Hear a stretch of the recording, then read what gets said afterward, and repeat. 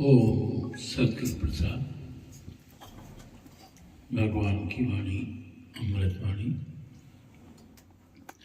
ध्यान से सुने। हमारे विकार ही हमारे दुश्मन हैं। हमारे जो विकार है वो ही हमारे दुश्मन है।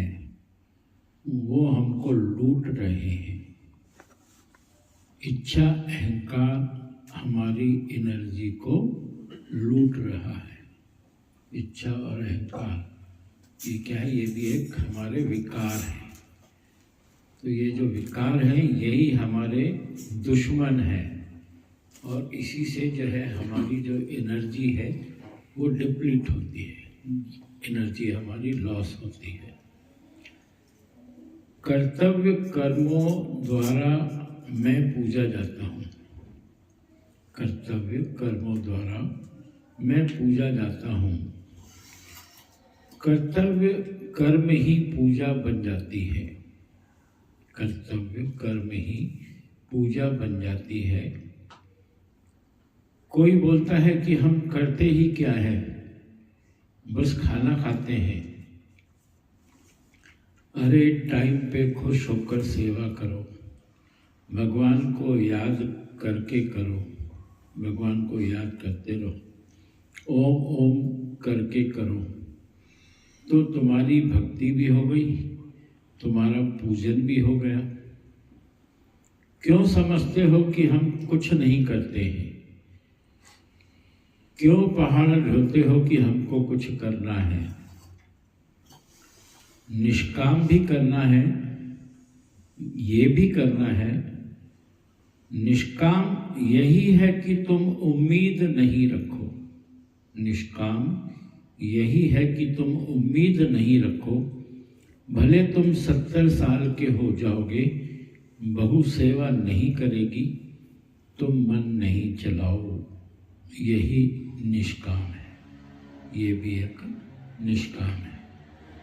कितना अच्छा भगवान ने बताया। पहले तो 2 पॉइंट बताए कि जो इच्छा अहंकार है इसी टाइप के जो है ये हमारे जो कर्म, ये जो हमारे कर्म है ये हमारी एनर्जी को लूट रहे हैं। ये विकार हैं, ये हमारे दुश्मन हैं और वो हमारी एनर्जी को लूट रहे हैं।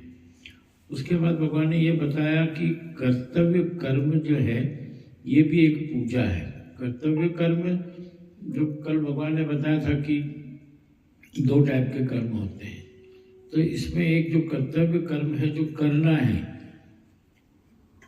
वो भी एक पूजा है। कर्तव्य कर्म में भगवान ने ये बोला कि यही नहीं कि आप कुछ कर रहे हो, घर के लिए करना है, परिवार के लिए करना है, पैसा कमाना है, ये कर्तव्य कर्म नहीं है, वो तो इच्छाएं हैं। कर्तव्य कर्म भगवान ने बोला कि आपकी एज बड़ी हो गई है, आपको लगता है कि मैं कुछ नहीं कर पा रहा हूँ, तो भगवान बताओ उस गिल्ट में मत फंसो कि जो है मैं तो कुछ करता ही नहीं हूँ, बेटे ही लोग करते हैं, मैं तो बैठा ही रहता हूँ, मैं तो कुछ करता ही नहीं हूँ, ये सोच के आदमी गिल्ट में आता है। तो भगवान को ना ऐसी गिल्ट में मत आओ, आप भगवान को याद करो। भगवान ने जो आपको वो समय दिया है वो आपका अब कर्तव्य है। जैसे आखिरी की स्टेज होती है ना, 4 हमारे जो है बोलते हैं, एक बाल्य, फिर जवानी, फिर बुढ़ापा, फिर एक बाद में हाँ। तो जो चौथे कर्म है वो हमारा यही है कि उस समय हमको कोशिश ये करना है कि हमको भगवान से जुड़ना है। हालांकि जुड़ना तो शुरू से ही चाहिए, पर ठीक है आदमी जो है संसार में फंसा रहता है तो आदमी इतना नहीं करता है। तो भगवान को याद तो बचपन से ही करना चाहिए, मगर नहीं तो अगर उस समय में भगवान बोलते हैं आप गिल्ट में मत आओ कि मैं कुछ नहीं कर रहा हूँ, आप भगवान को याद करो। ये भी बहुत बड़ा कर्म है, ये भी बहुत बड़ी, आप भक्ति कर रहे हो ना, ये भी एक कर्म है। तो आप इसको करो, इसमें आपका कोई कर्म नहीं बनेगा, आप भक्ति करते रहो। भगवान बोलते हैं क्यों पहाड़ ढोते हो कि हमको कुछ करना है? निष्काम भी करना है, ये भी निष्काम है। निष्काम भी करना है, ये भी निष्काम है। और भगवान बोलते हैं उस एज में फिर आप उम्मीदें भी मत रखो कि बहू मेरी सेवा करे, बेटा मेरी सेवा करे। और जो है मेरी सब लोग सुने, तो ये फिर क्या है, ये भी फिर इच्छाएं हैं। तो इसमें तुम्हारे फिर कर्म बनेंगे। तो हाँ, फिर अहंकार आता है हमको। तो भगवान ने वही बोला कि ये आपके दुश्मन है, इच्छा और अहंकार जो है ये हमारे दुश्मन है। तो आप ये अगर आप विचार रखते हो मन में कि मेरे को किसी की सेवा नहीं चाहिए, तो भगवान बोलते हैं ये भी निष्काम है। और निष्काम जो है वो कहाँ से शुरू होता है? घर से ही शुरू होता है। घर से ही निष्काम को शुरू करो। हम सोचते ना कि हमने बाहर जाके किसी को दान दे दिया तो वो निष्काम है। भगवान बोलते वो निष्काम तो बाद में है, पहले आप निष्काम घर से इस तरीके से शुरू करो कि तुम किसी से उम्मीद मत रखो। घर से ही निष्काम करो। पहले लोग यही समझते थे कि 4 शिष्य इकट्ठा करना ही निष्काम है, 4 को वाणी सुनाना है, सुनाकर भी घर में मन चल रहा है तो राइट नहीं है ना। पहले हमको भगवान जो बड़े संत लोग हैं उनको ये लगता था कि भाई हम तो अभी गृहस्थी है और संसारिक है, तो उनको लगता था हम लोगों को वाणी सुना रहे हैं, ज्ञान दे रहे हैं, तो ये भी एक जो है निष्काम है। मगर हम वाणी भी सुना रहे हैं और घर में जाके हम उसका उल्टा कर रहे हैं, मन चल रहा है, तो भगवान ने बोले फिर वो निष्काम नहीं है, वो राइट नहीं है। किसी में उम्मीद नहीं रखना है। निष्काम माना किसी में कामना नहीं है। कोई ध्यान दे, कोई बात करे, कोई पूछे हमको कोई क्या खुश कर सकता है। जिस बातों से हम लोग खुश होते हैं वो बातें ही तो हमको परमात्मा से दूर करके बैठी है। जिस बातों से हम लोग खुश होते हैं वो बातें ही तो हमको परमात्मा से दूर करके बैठी है। क्योंकि खुश होना यानी क्या हुआ? ये भी अहंकार दिया ही है आगे। शब्द माना अहंकार, अहंकार में आ जाते हैं। कोई हमको खुश करता है तो हम अहंकार में आ जाते हैं।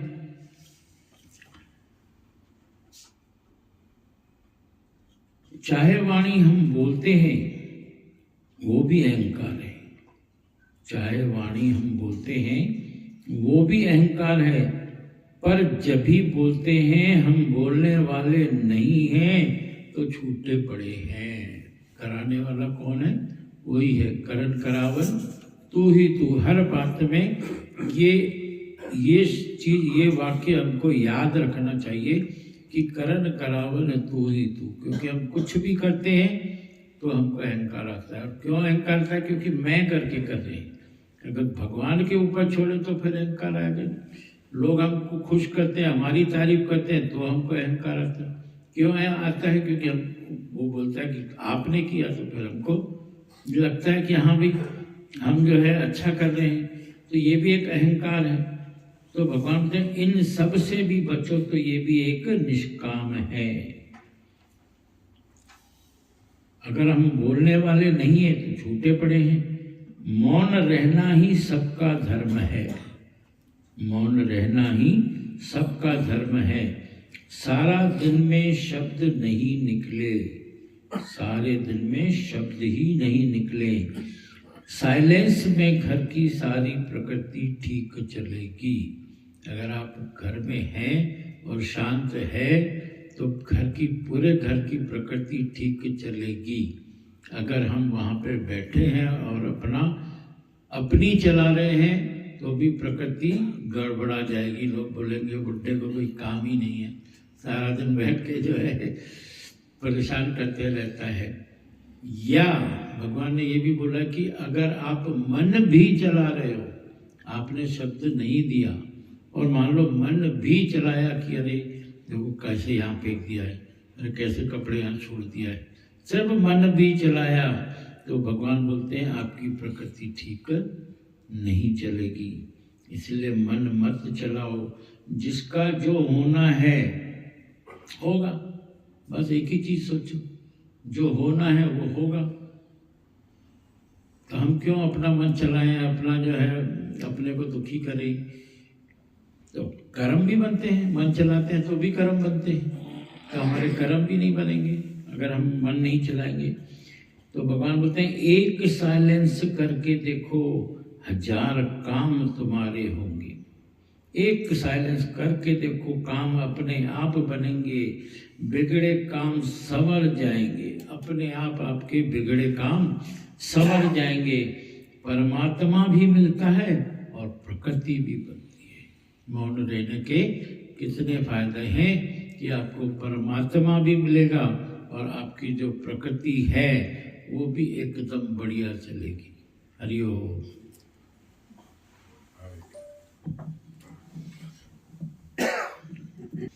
ऊर्जा अगर कंस्ट्रक्टिव है, राइट डायरेक्शन में है, तो वो पॉजिटिविटी लेके आती है। ऊर्जा अगर नेगेटिव डायरेक्शन में जाती है तो एनर्जी डिप्लीट हो जाती है, ऊर्जा खत्म होती जाती है। विकार हमेशा से उनका स्वरूप ही ऐसा है। जिन्होंने विकार की पूजा की, यानी डर की पूजा की और गलत रास्ते पे चले, वो एनर्जी का लॉस होता जाता है और वो डर के पूजक बन जाते हैं। वो डर के पूजक बन जाते हैं और डर के पूजक होते ही और डर से चलते चलते, ये डर है जो विकार किस चीज के लिए है? अंदर डर पैदा होता है तो मोह, अंदर डर पैदा होता तो वासना, अंदर डर पैदा होता तो कामना, अंदर डर पैदा होता तो ईर्ष्या, अंदर डर पैदा होता लोभ। एक बार जो इस रास्ते पे चल पड़ता है, वापस आने में बहुत टाइम लगता है इसमें, क्योंकि वो डर का पूजक हो गया। इतना कॉन्फिडेंस होना चाहिए, इतना पॉजिटिव थिंकिंग होना चाहिए, ये ऊर्जा तब्दील हो जाए उसके अंदर पॉजिटिविटी में। जो जीव के अंदर ऊर्जा है वो पॉजिटिविटी में हो जाए, क्योंकि एक भाव ही है जो सारी चीजें पल्लवित होती, इस भाव से, विचार से, संकल्प से। क्योंकि ये जितने विकार हैं संसार से जनित है, क्योंकि जब हम संसार को अपना मान लेते हैं और संसार को, उस ऐश्वर्य को ईश्वर मान लेते हैं, ऐश्वर्य को जब ईश्वर समझ लेते हैं तो ये सब विकारों से ग्रसित रहते हैं सारी चीजें। वो एक गलत डायरेक्शन हो जाती है, हर जीव की वो डायरेक्शन ही गलत हो जाती है कि जिसने ऐश्वर्य को ईश्वर मान लिया। ये तब तक है जब तक आप गुरु के दर पे नहीं आते, क्योंकि गुरु जब तक नहीं किया तब तक ईश्वर का मतलब समझ नहीं आया, माया नहीं समझ आएगी। वरना माया को ही ईश्वर समझ के जीव बैठा, मेरे को इतना मिला यानी भगवान, भगवान हो गया मैं भगवान, जैसे रावण, मैं भगवान हूं, पूजा करो मेरी, मेरे पास सारी शक्तियां हैं, अथाह शक्तियां, मुझे भगवान समझो। हिरण्यकश्यप, मुझे भगवान कहो, मैं भगवान हूं। वो प्रहलाद को भी कहा कि भगवान मंदिर खोल दो मेरे। ये क्या सब अहंकार है, उस माया का प्रपंच है, वो जाल जो हो गया। आदमी जब उलझ जाता उसके अंदर कि यही सब कुछ है, तो उसे अपनी फिक्र नहीं रहती इस शरीर की। मैं इतना पूजनीय ये शरीर है कि वो घातक से हो जाते हो, राक्षसी प्रवृत्ति है ये सारी। और इसमें कितनी एनर्जी, वो एनर्जी जो उनके अंदर मौजूद थी, अगर उसको राइट डायरेक्शन में लगाते रावण और कंस और हिरण्यकश्यप, तो पता नहीं क्या से क्या हो गए होते, भगवान ही हो गए होते अगर वो एनर्जीज को पॉजिटिव करते। पर उन्होंने उसको मिसयूज किया और उस धारणा पे चले। तो ये विकार है, विकार है, माया से जनित है। और एक बार इस प्रपंच में फंसा आदमी, कई युग लग जाते हैं उससे बाहर आने में, जब तक उसके शरीर का नाश नहीं हो जाता। कहते थे ना, हे अर्जुन, तू गांडी उठा और इन पापी शरीरों का नाश कर दे, बाकी मत सोच, तू अपने कर्तव्य पथ पे चल। कृष्ण ने उसको कहा, जब वो घबरा गया अर्जुन, जब हम सब घबरा जाते हैं तो कृष्ण को याद करो उस समय, अर्जुन और कृष्ण के उस संवाद को याद करो कि ये सब पापी शरीर हैं, ये कोई चाचा मामा ताया गुरु या जो भी है नहीं है, ये शरीर हैं, ये 5 भूत हैं, शरीर जो है जिन्होंने गलत मार्ग अपना लिया है, इनका वध करो।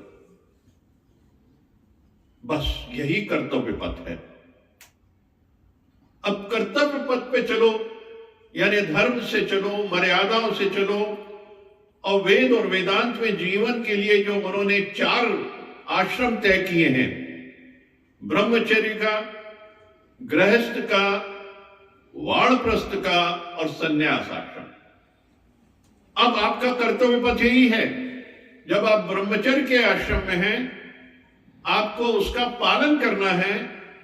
वो ऐसा जीवन है जो आपके आगे का जीवन तय करता है, उसको बनाइए आप, चाहे वो स्टडीज में हो, गुरुकुल में हो, मर्यादाओं में हो, बड़ों के सम्मान में हो, उनके मान में हो, उनकी सेवा में हो। ये जो 25 साल हैं सिर्फ अपने आप को तैयार करने के लिए है। उस गृहस्थ के लिए जो 25 साल है, उसके लिए ऊर्जा बनाने के लिए है आपको।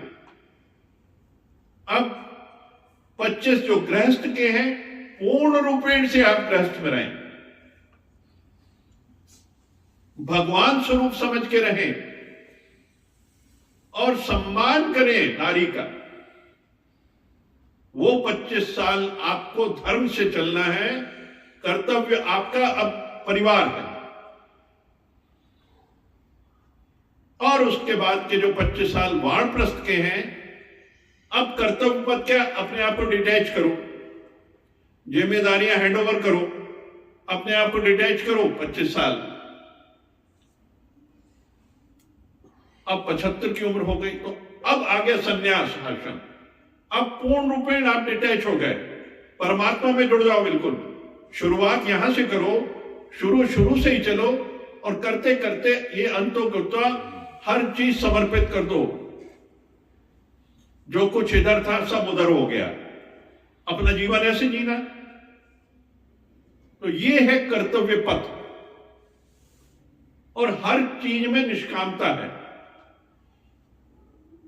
ब्रह्मचर्य में निष्कामता, गृहस्थ में निष्कामता, वानप्रस्थ में निष्कामता, और संन्यास तो पूर्ण निष्कामता का जीवन। यहां निष्कामता क्या है? गृहस्थ जो ब्रह्मचर्य है, यानी आप जो भी कर रहे हैं, आप बिल्कुल उससे कोई एक्सपेक्टेशन रखे बिना करिए। पढ़ाई भी कर रहे हैं, एक्सपेक्टेशन नहीं आनी चाहिए। आपका काम है मेहनत करो, फल मत देखो। फिर आप देखिए आपके रिजल्ट्स कितने अच्छे आते हैं। आप सिर्फ मार्क्स पाने के लिए पढ़ाई करते हैं तो ज्ञान नहीं लगेगा आपको।